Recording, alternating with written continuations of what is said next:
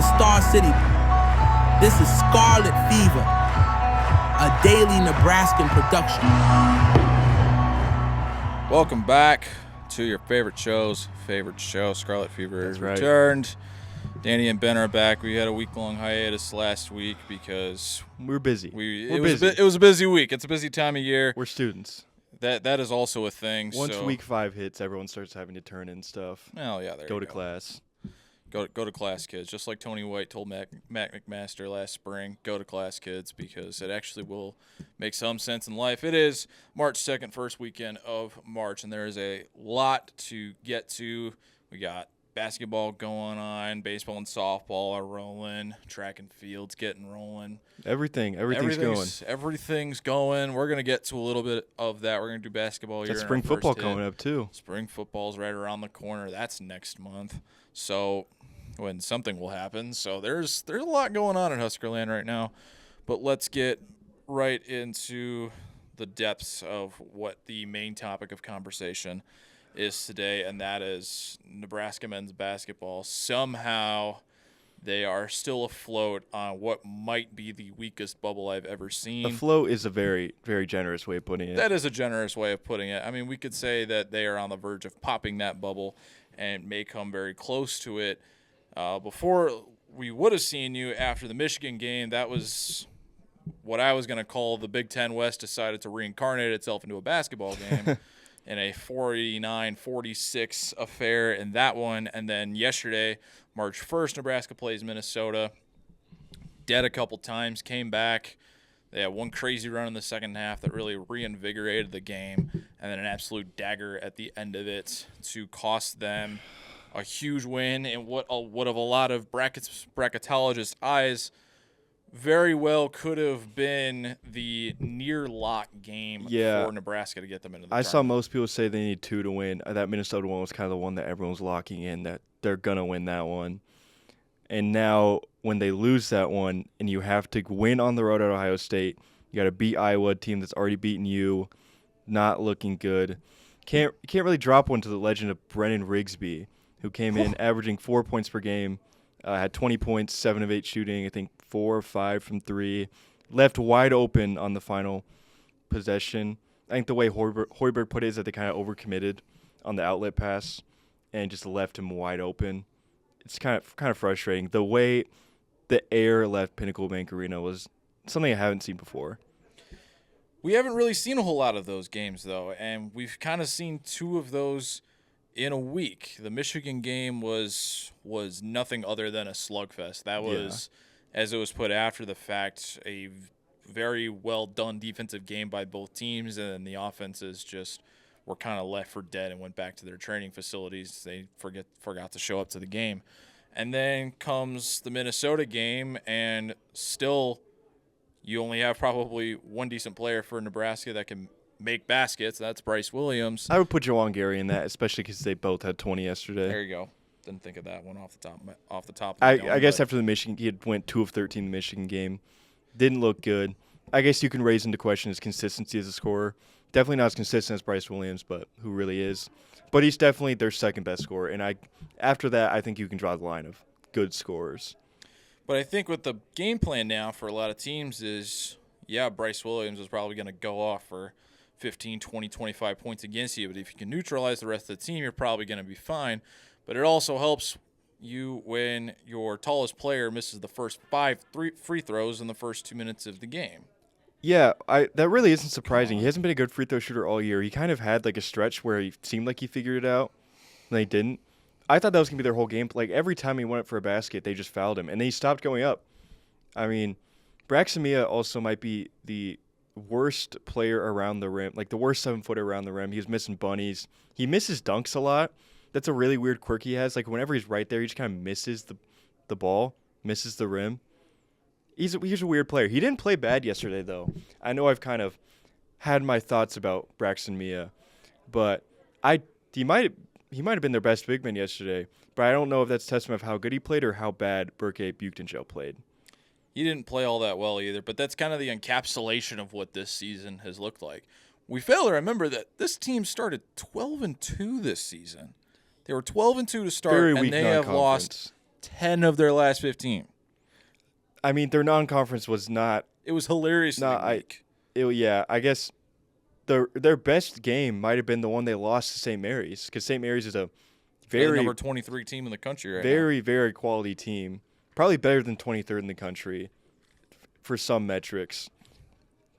It's kind of not good when you have that non-conference game. I guess we're forgetting Creighton. That seems like a footnote at this point, is that they went on the road, beat Creighton by double digits.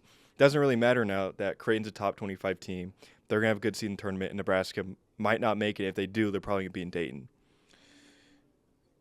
So if we're going to go down this road now, there's, at least in my head, there's not a lot of paths now for Nebraska to get I think they either have to win out or win one of one and then have a very good tournament showing. Which that one might be difficult for them to come by as well. Yeah, especially just the way they looked. I mean, before Berg and Ben Beecham got hurt, he was probably the third best player on this team. He goes out there, goes 0 for his first 14 or 15 shots coming back, has one tip in. He was minus 20 in a game that was decided by 2 points. It's just the depth they have is very, very, very bad. I could have added about 10 more berries to that. And they just don't have any of the real kind of signifiers of a team that wins in the tournament. They don't have the solid efficiencies. They aren't a balanced team. They don't shoot the ball out of the gym. They don't handle the ball well enough. They don't get enough offensive rebounds. They just don't have it. Don't have it's a good way to put it. And the bar was set last year when they made the tournament first time in 10 years. Didn't pick up the win, but the foundation was there. You're returning arguably two of your better players from that team to go into this season. The goal is to get that monkey off the back and get that tournament win. Only Power 4 school that does not have a tournament win is Nebraska. So the expectations were there, but who they got in the transfer portal, because this is the team continues to like to build through the transfer portal. The recruiting is there, but not as strong as the desire to go dip in to the pool and try and grab talent out of there. But I don't think it's facetious to say that the talent they grabbed out of the pool was not very good. It was the talent they grabbed out of the portal. For most of those guys were their fourth, fifth choices. Like a big man, Braxton Meal was probably their fifth center they went after. They lost Pharrell Payne. They lost William Kyle. They lost Taurus Reed, who they didn't really recruit very heavily. But all around the court, they never really hit on their top targets. They were in the mix for Frankie Fiddler for a while, in the mix for a lot of other guards. These guys, they're kind of the ones that they just were left. They kind of got scraps. You're really not going to win when you get those scraps, especially you can tell that they were the scraps with the way these guys have been playing. Riley Wooster, definitely not setting the world on fire. Braxton Mia, I've said a lot about Braxton Mia. Berg and Ben Beecham, he's looked solid. He's still young. I guess you have that as some upside, but I think he really has to refine his game a lot. He's a good rebounder, and that's about. I think his rebounding's in a good place right now, but his scoring really needs to be in a lot better of a place. And you have Connor Essegian, who's been very hot and cold as well. He's very a streaky. Hard guy to rely. Gavin Griffiths has barely played this year. We were all thinking like, oh, here comes the second coming of the three-point shooter, and he's maybe touched the floor like, 6 times? Especially after the exhibition game to start the year. He hit like 3 threes. He got a lot of confidence. Goes out there against Rio Grande Valley, doesn't play a ton. It's really weird. And back to Essegian.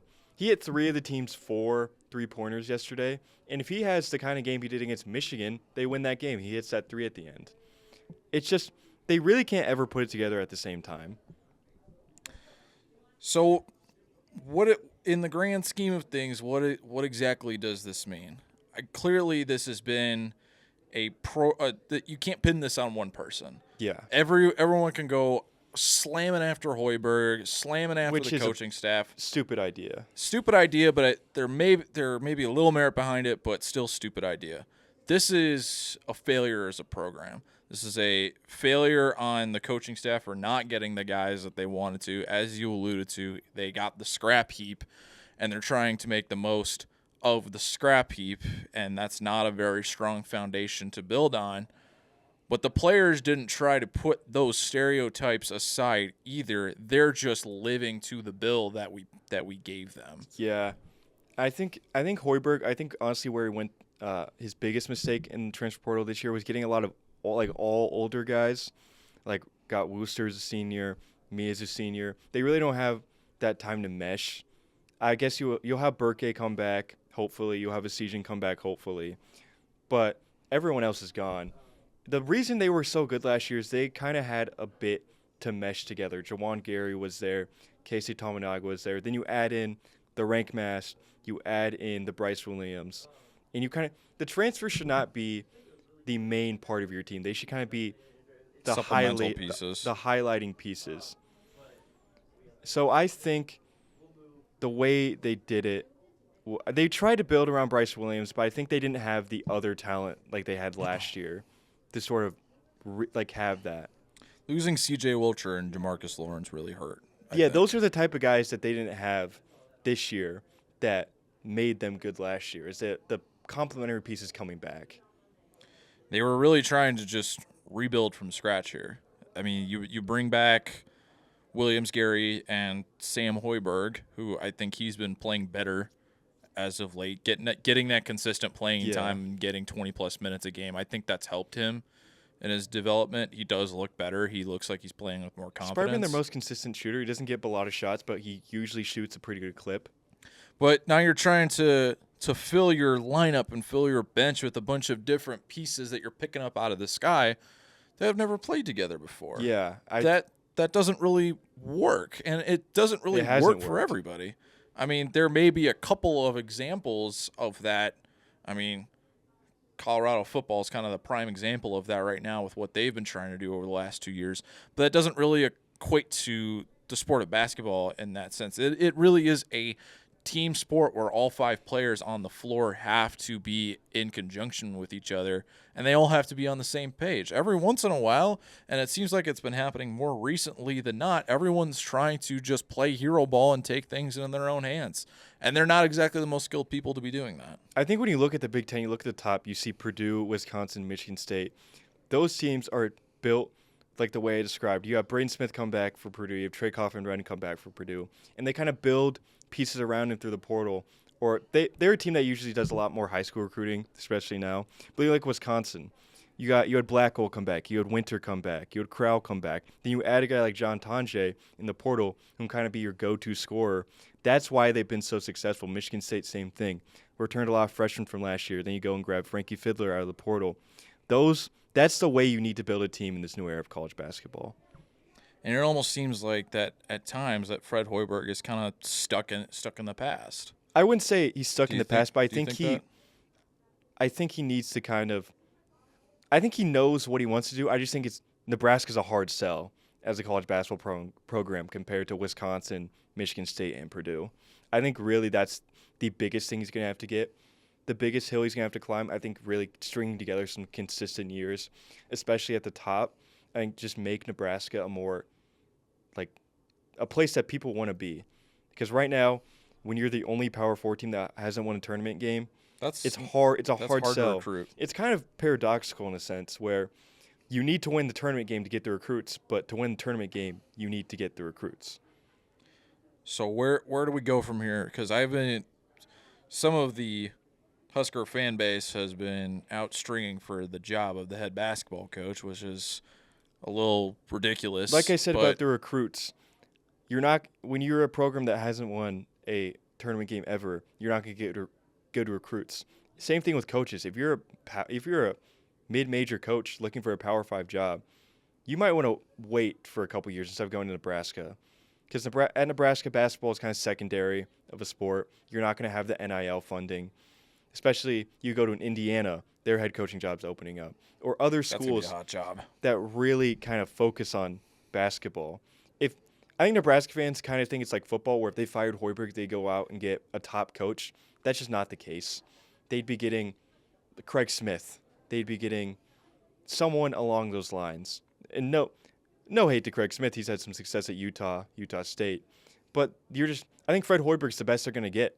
And I think they just kind of have to wait for him to do it, like sort of Northwestern in a sense, where they're not going to be good a lot of the time. But when they put together those good years, that's where you have the coach. Is every 5 years you're going to have 2 good years. So do you think that there is a leash on him? Do you think that there is any desire from the higher ups right now? Like, you got to go out and you got to go get this done. Or are they just going to play him like a legacy coach and let him go till he gets it? I think you got to let him go. I think he could have, if he misses, I think even if he misses this year and misses tournament next year, I think you still give him another year. I think his leash can be super long, especially against Nebraska basketball. I think Nebraska basketball needs to remember what it is. That's a team that's never won a tournament game.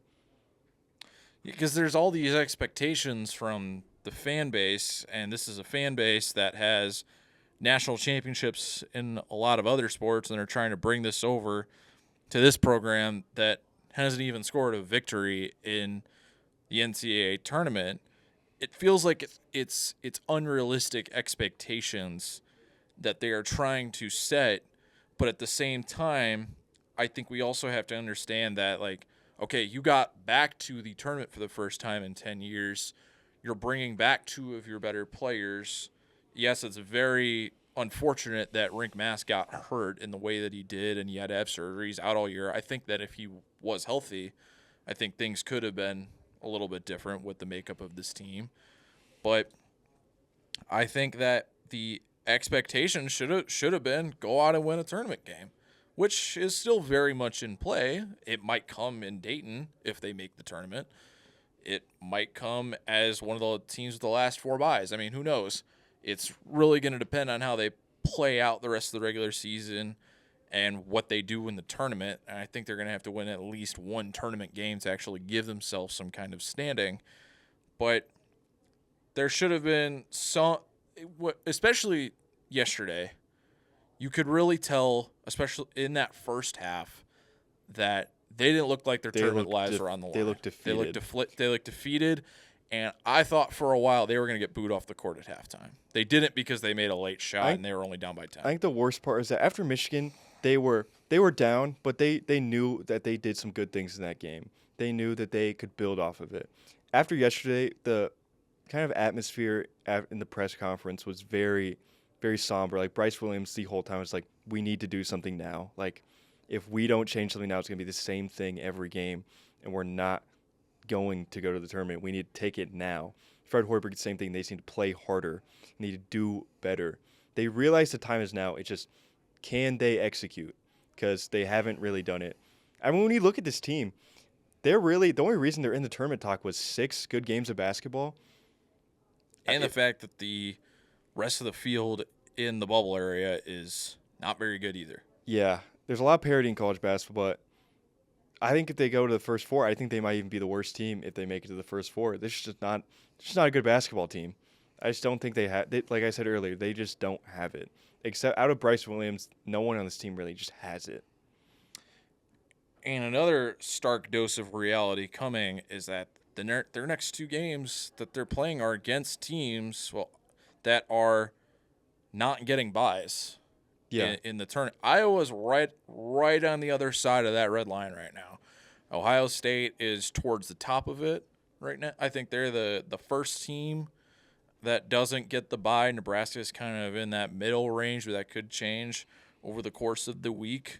So not only are they fighting for their tournament, if they don't make the Big Ten tournament, they're not making the NCAA tournament, bar none. Like, let's make sure that's clear as well. So, first of all, they got to qualify for the tournament, for the Big Ten tournament. And they have winnable games coming up. They do. If a team that doesn't make the Big Ten tournament ever makes the NCAA tournament, that would be crazy. You just have to have an insane amount of parity in the Big Ten in 1 year. Which is definitely not going to – I think they're more on track to make the NIT or the Fox Sports Classic, a.k.a. the college basketball crown right now. And even that, I don't know if they would be When's the last time there's an NIT game in Pinnacle? I think especially now with the – I don't think they've had one in Pinnacle. They might have had it in Devaney. As bad as going to NIT is, I think having an NIT game in Pinnacle would be kind of fun. Covering that would be fun. So you're selfishly wanting them to not do well now, right? I don't think I really have to. I don't think I really have to pray too hard for them not to do well, especially with the way they've looked recently. Something's gonna have to change. I think we can kind of raise the question: like, was Nebraska the team that went on 6-game win streak and they're just playing bad now, or are they a bad team that had a good streak? I think it's interesting. What do you think about that? Because when you really think about it, it almost feels like you see a little bit of both there, because you almost have to go all the way back to the start of the season when they were playing their cupcake non-conference schedule. I mean, it really was a cupcake schedule when you think about it. They played, especially like their main resume stamp was that tournament in Hawaii where they played Murray State, Hawaii, and Oregon State, 3 mid-majors in basketball. Yeah, we can call I guess we can call Oregon State a mid-major now. They're in the West Coast Conference for basketball. Now that they're in the now that they're in the West Coast Conference, we can call them that. And they haven't even been good this year either. So beat Gonzaga, but that's about it. Yeah. But so what? 3 mid-majors in Hawaii. You had the loss to St. Mary's. You had the win over Creighton, and then you basically ran every team out of the building at PBA. As they should. As they should.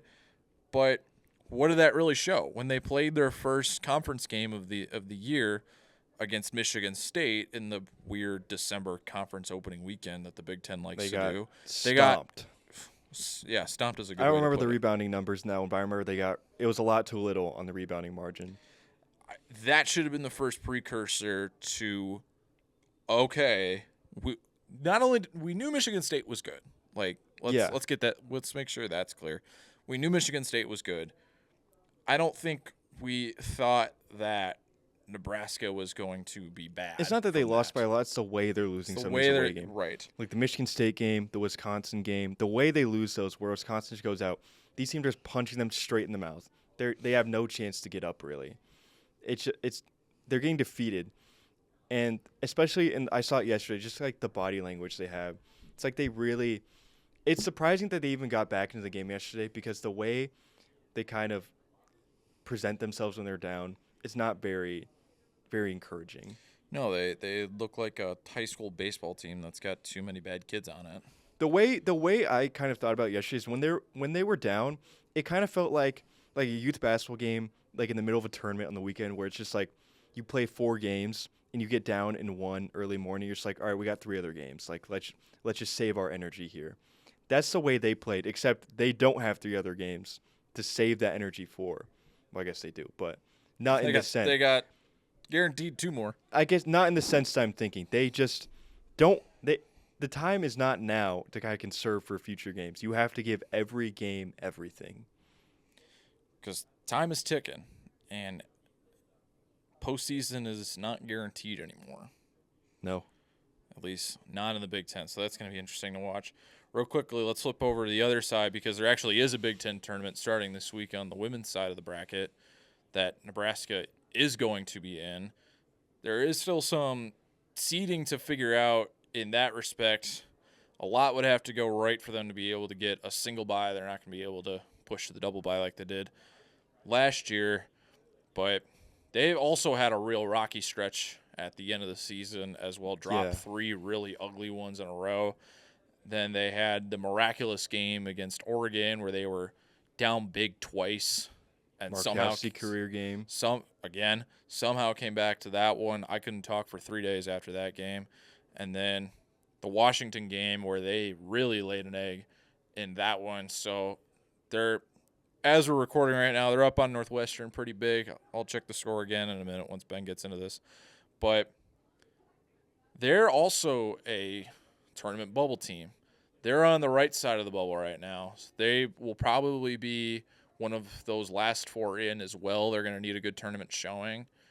But they have proven that they can beat a lot of teams. They have the pieces. They have the kind pieces. Of similar to Nebraska men's basketball, is that a lot better last year, lost some pieces, brought in some promising pieces, but just haven't kind of reached that magic that they have last year. Covering the team last year, so much fun, especially that Big Ten tournament where they took Iowa to overtime. Really looked like they were going to get it done. Both teams just haven't been able to get that magic. I really haven't watched enough women's basketball this year to kind of dissect what it is, but I really just feel it just all goes back to the Potts injury. I think just like losing a player who is not just one of your best, but also just kind of like a core of the team in every part of it, on and off the court, it's really hard to come back from that. So final score did just come in as we were talking there. Nebraska with a 98-77 win over It's a good way to go into the Northwestern. Big Ten That's a good tournament. way to get into the tournament. Especially because last year, their last game for the tournament was a loss to Illinois on the road, I believe. Yes. So carry some momentum in the tournament. I think they could pull something together. I wouldn't put it past them. Amy Williams is a great coach. I think they could really pull something out. They have the talent. They finished the season, the regular season at least, 19-10, which isn't terrible. No. You'd want a little bit better. Maybe Markowski 20 finishes with 30 points today, 13-19 shooting. Wow. I mean, Another when your crazy best game. players playing like that, they really do have a chance to string something together. Especially when you don't have that Iowa, they're kind of the behemoth in the Big Ten this year. Well, that's USC and UCLA this year. Forget about those West Coast schools. But Nebraska did hang with UCLA for 2 quarters They did. this year. Yeah, Markowski with 30 points, Prince with 15, Birdie had 17, and Jess Petrie with 11. So That's the kind of stuff we want to see before the Big Ten tournament. yes, that is exactly what you want to see. So right now they're on the move up. There's still some games that still have to be played today, so we'll actually get a good look at the bracket coming up later today on this March 2nd. But it looks like that there is an outside shot that they could get a single bye. It would be one of those lower single byes, so they would be playing and probably So one less game you have to play no matter what. exactly. It would probably be one of the 8-9 game, but that would put you in line to play USC. I think they if need that do. one win though. Especially if women's college basketball is like men's, where 20 wins kind of locks you in to the tournament in Power 4. I think they can win that one and be in. I think all they really have to do is get in. I mean, it's college basketball. Once you're in, anything can happen. Yeah, no kidding. So from ESPN 2 days ago, their bracketology, Nebraska had the second to last bye to get into the tournament. So those last 4 was Mississippi State, Indiana, Nebraska, and Washington. It's very good programs. Yeah, very good. And then Minnesota, Ohio State, Harvard, and Princeton were the last 4 in on that side. Virginia Tech 2 was Ivy your League first team schools. out. 2 Ivy League schools were last 4 in. Ivy League basketball is on the come up. I'm telling And you. that includes not their automatic qualifier. At this moment, no. I'll look into that a little bit deeper. It is currently Columbia. That is their Wow, automatic. 3-bid Ivy League. That's kind of That'd be crazy. 3-bid Ivy League. Wow. Especially when I think 4 teams make their conference tournament. I believe so, yeah. So where Nebraska would be going, as of right now, they would be playing Utah in the 7-10 game, according to ESPN. They would be going to Raleigh, North Carolina. Interesting. I just hope they don't play the same opponent as men's basketball did. They would be playing. That would be the NC State first and second round. NC State projected to get the ACC automatic. Yeah, some bid of those right now. top end teams are very hard to beat in women's college basketball. But they really, when you have a player like Alexis Markowski, I think you can win most games. And she's really turned it up lately. Yeah, which is saying something, especially because she's already been one of the best players in the conference before. Yeah, she definitely had a challenge start to the season. She really didn't look like herself through about the first month, but she's really kicked it into high gear. And it's nice to see, too, Britt Prince, after sitting out for that whole Oregon-Washington homestand, that she was able to put up 15 today as well, dealing with the leg injury. So that was good to see as well. So this team, they got a shot.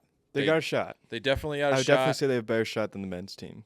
I would say so too. I think that they need to win at least one game in the Big Ten tournament, and then if they lose their next game, to at least look competitive in that second game. No matter if they're playing a UCLA or if they're playing a Maryland or what have you, or a Michigan in that second round. Whatever it is, whatever that second game is, they just got to be competitive even if they lose it. Yeah, it's March. Anything can happen. Oh, buckle up and get ready for lots of onions coming from the mouth of Bill Raftery. Bill Raftery, the legend. Still got it. He still got it. So we'll have some more next week for you. We'll actually have what things look like for the men's team. And we got baseball too. Baseball's coming up on the other side of this break. We'll get to the results of the women's tournament. They have Selection Sunday coming up as well. So we'll get into all of that next week with basketball. But we have baseball coming up next with Gio right on the other side.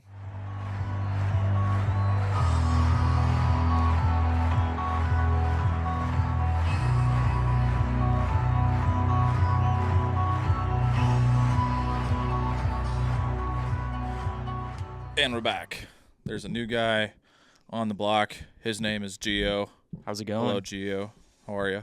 I'm good. How are you doing, Danny? It's a pleasure to have you here. First appearance for this guy, and he's got some things to discuss, especially some Husker baseball things.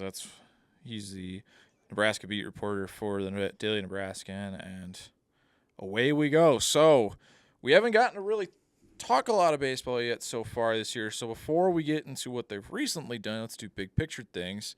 So what exactly are we expecting this year? Who are some newcomers? Who left on to do bigger, better things? Are we expecting another deep run in the Big Ten tournament and another potential berth in the Big Dance? Yeah, so I think the coaches certainly are. They said early on that their goal is to host a regional this season. And it's been kind of an up and down start for them, but big picture outlook, they have McConaughey coming back, which Mason McConaughey is a preseason All-American. They think he's going to be really good this year. Ty Horn was the guy who started a couple games for them last year on the mound. He had a freshman season. He was a true freshman, so kind of up and down, but I think they expect him to be very good this year. They have him starting on most Saturdays, which is, if you have a sophomore starting on a Saturday, that usually means you think pretty highly of him. Sunday is usually going to be Will Walsh or Jackson Brockett, which we know both of those guys. They've been here for a while, both seniors. Walsh is only going to be a pitcher this year. He's not going to, as far as we know, he's not going to play in the field. In terms of the lineup, we know some of the guys. You got Dylan Carey's back. He's playing shortstop again. Gabe Swanson's back. He's playing left field mostly. They got a big transfer in Cale Frost. He was the Summit League Player of the Year. I think they expect to see some good things out of him this season, especially in the power department. He hit a lot of home runs at South Dakota State last season, and I think they expect him to do pretty much that for them this year. What does the situation at catcher look like with no more Josh Caron? Yeah, they went out and got a catcher in the portal. They got a couple, actually. One of them's a junior college guy. He hasn't played too much early on this year, but they got Hogan Haligso from Creighton, which people from Nebraska have heard the name. He's mostly a defensive catcher. He's not really a guy who's going to be a 4 or 5 hitter like Caron was, but he is solid defensively. Creighton is kind of known for their defense most years, and he was a guy that they relied on behind the plate for multiple years. So you don't have to worry too much about him back there, but he isn't going to give you what Caron gave you offensively, which is kind of where some of the other guys come in. They need to step up and get that production out of some of their other players. So you mentioned how it's been kind of up and down to get started, a very hyped up start to the season, especially going into the Desert Invite out in the Phoenix metro area. Get that big win over Vanderbilt, but you drop a couple of very winnable games, especially a very ugly one to UC Irvine in the opener of the season, and then finishing that week. They finished 1-2 that weekend, correct? Yep. Yes, that's what I remembered, right? And then tough weekend in Louisiana. It's hasn't really been the Cinderella start that they were looking for. Yeah, it's kind of a tale of the season, to be honest with you. Just a lot of inconsistency in general. The weekends that they've gotten good pitching performances, they haven't hit very much. In the weekends that their lineup has stepped up for them, they haven't pitched very well. So not very complimentary baseball so far, and that's something that Coach Bolt has talked about. He really wants to see both things working at once instead of one thing on one night and one thing on the other night. And the first weekend, the only game they really put it all together was that Vanderbilt game. They got a really solid start from Ty Horn. He struggled in the first inning with the first two batters. He gave up a double and a home run. But after that, I think he retired 14 of the next 16 batters and got him through 4 innings. And then they got a good performance from the next couple guys who came out of the pen for him. And Gabe Swanson was really just the guy who carried the offense that night.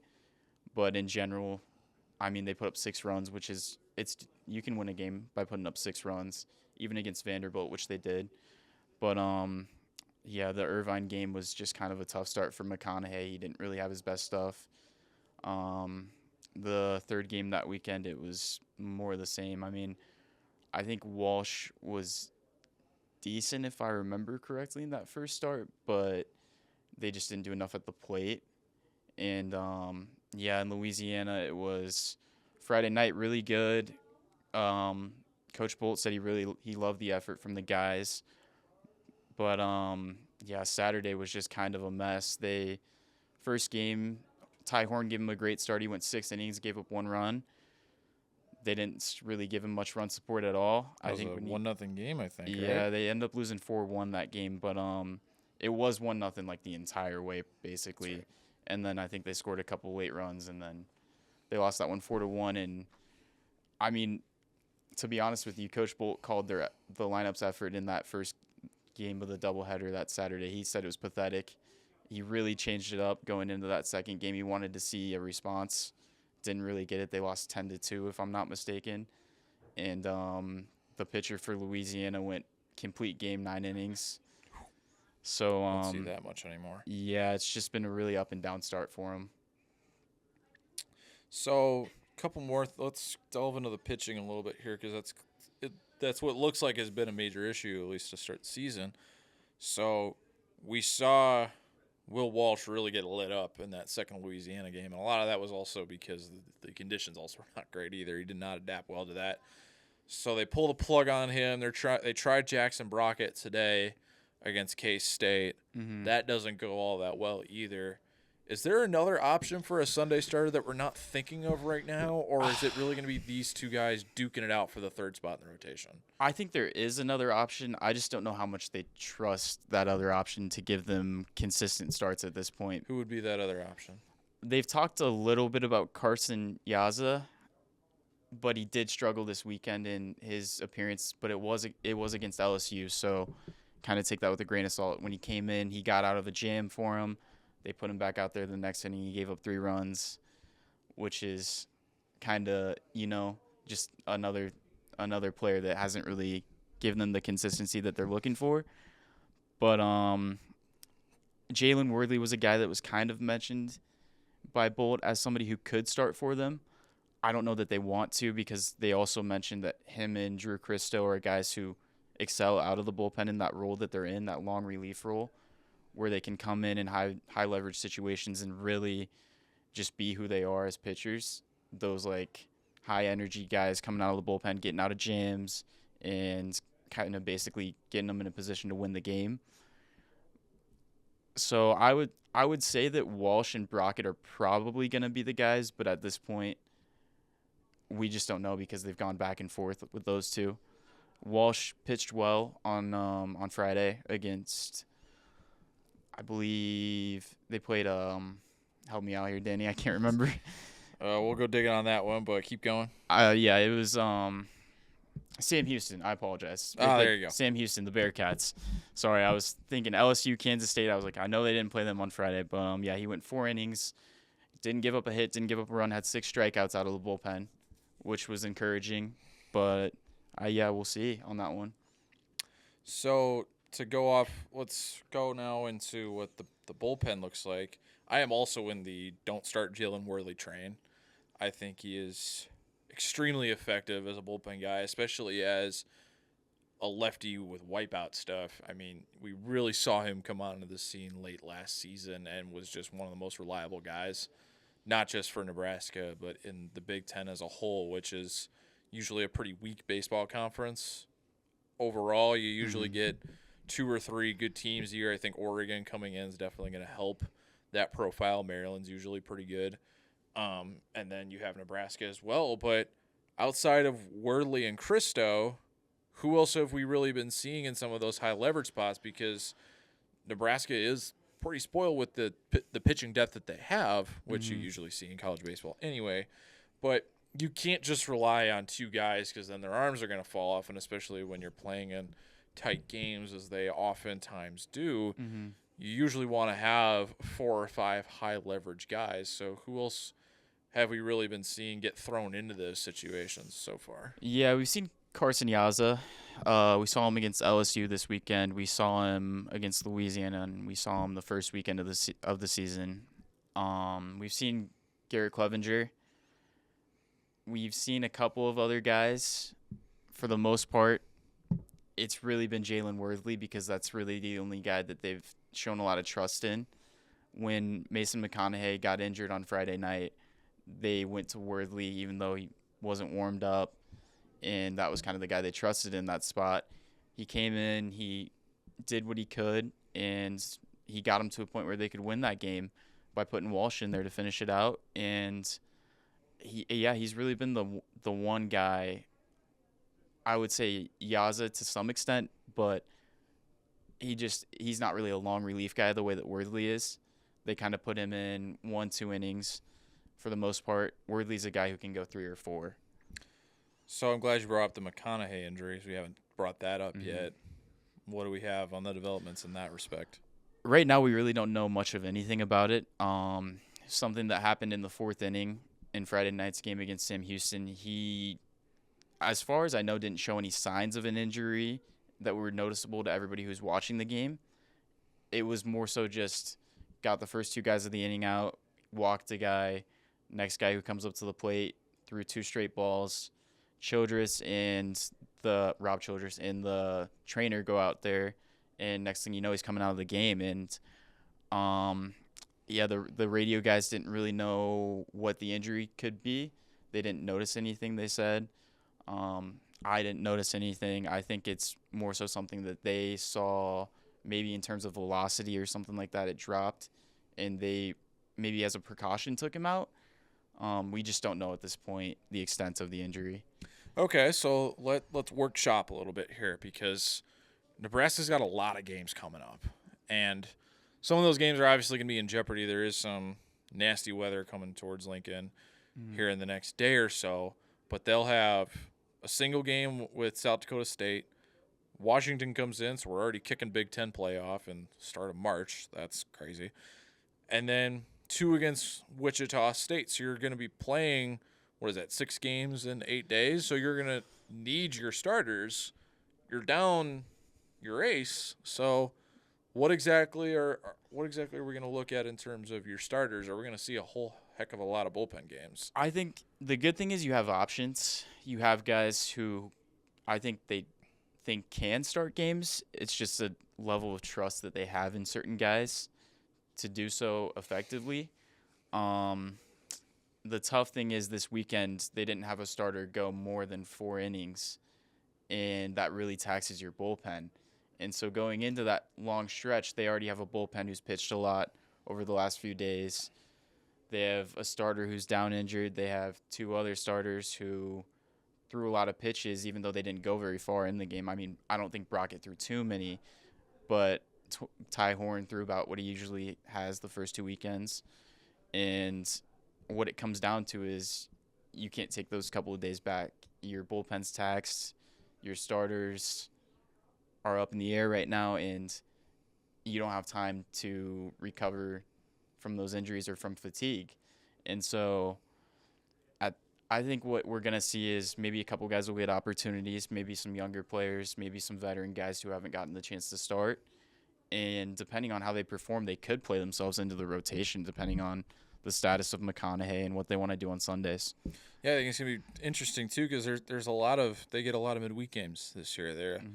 They'll have Creighton a couple times. They play K-State. They play Kansas. They play Omaha. Like, there's a lot of options that they're going to be able to have during those midweek games as well. And I think they have 1 or 2 conference games in the middle of the week too this year, if I'm not mistaken on that. Don't quote me on that, but I do know that they do have a good amount of games during the week this year. So the rotation depth is definitely going to be tested. It's a shame that it's happening as early as it is, but we also got to remember, like, Big Ten is not the SEC when it comes to baseball. Like, the Big Ten is definitely one of the weaker baseball conferences amongst the Power Five. I guess we can include the Big East in there and that, but the Power Four, they're definitely one of the weaker ones.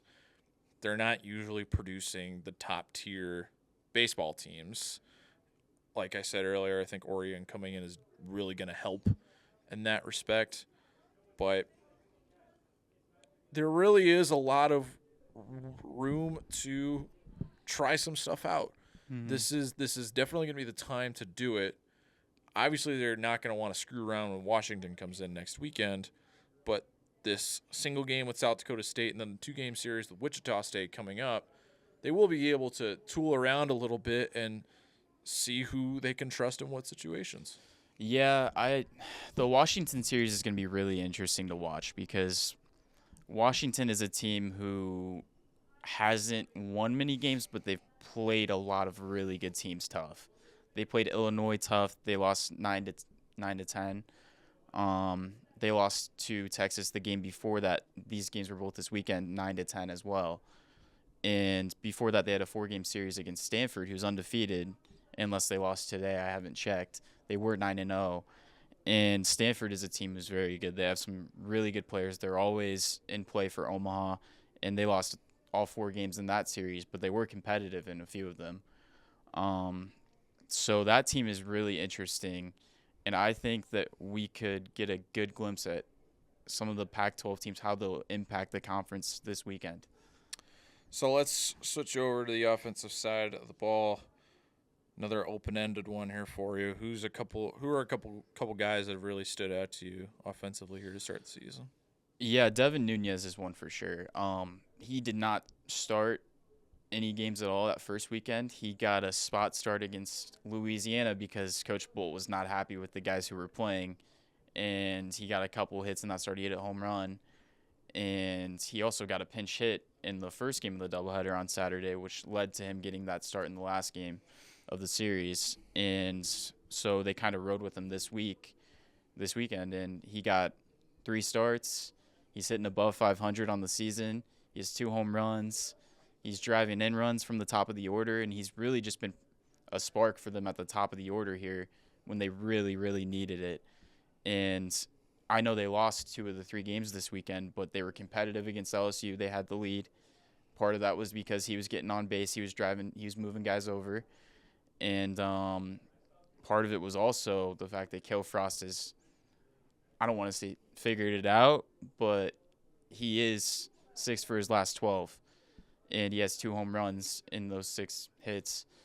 And so they really needed that because Gabe Swanson has really struggled since the Vanderbilt game when he had 6 RBIs and really carried the team that night.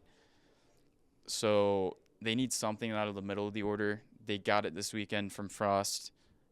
The top of the order has been fairly consistent. Brumbaugh was leading off, and Caden Brumbaugh has been arguably their best hitter throughout the start of this season. Josh Overby came in this weekend, got a couple of starts in the leadoff spot, did pretty well. And for the most part, besides those guys, I mean, everybody else has been really inconsistent. Other than Dylan Carey did have a good game today, but by his standards, he wants to be a guy who's really carrying this team and driving in runs. So we'll see if that can kind of get him going.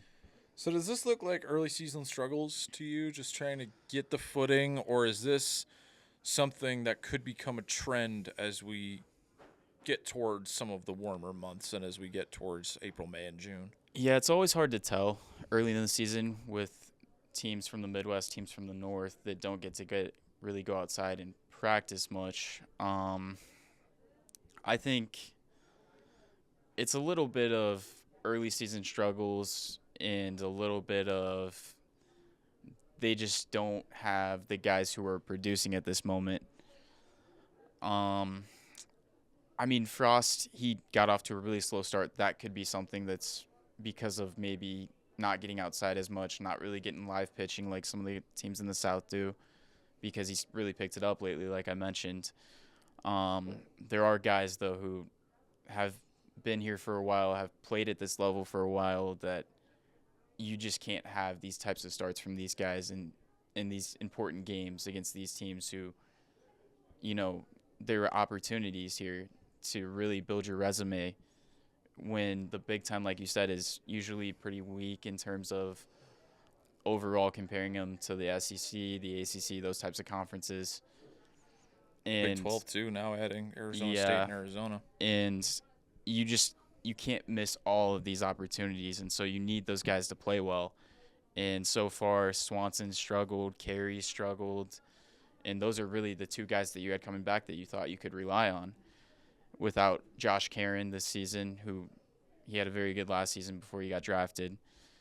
And, yeah, I think for the most part, it's just a little bit of you need those guys to produce for you, and they just haven't so far. If they pick it up, you could see this team really take off, I think. So going into this very long homestand that Nebraska's going to have, right now it is 6 games in 8 days, so not a lot of rest time that they're going to have in this period. What are a couple storylines that you're looking at going into this set of games? Yeah, I would say the pitching staff for sure is one. What happens with McConaughey, of course. What happens with the Sunday starter? Do we go back to Walsh? Do we stay with Brockett? Do we give another guy an opportunity? I mean, I think that they could go in any direction there, to be honest with you. They moved from Walsh to Brockett pretty quickly, which tells me that maybe they don't fully trust him in that role at this moment. But given what they have and given the injuries, they might have to. And so that's certainly one thing I'll be watching. The other part of it is the bullpen just has not been as good as a veteran bullpen should be. And I think that that's something that we should definitely be watching, because at this point, if the lineup's inconsistent, you need your veteran guys to really step up and provide a little bit of stability for you. In that same vein, you need the veteran guys in your lineup to do the same. And if they're not doing the same, then you're going to have to find other guys to produce for you. They did this weekend to some extent with Nunez, and with Overbeek and Brumball's been consistent all year. But, yeah, they're just going to have to find that consistency from those veteran players. All right. Thank you very much, Gio, for stopping by. Very insightful, and finally getting our first look at this Nebraska baseball team that has such high expectations from where they were a season ago. Still early on in the year, so we're still getting rolling on that. But I think the heights where they're set are still very realistic for this team, and it's going to take some work for them to get to where they want to be here this year. Yeah, if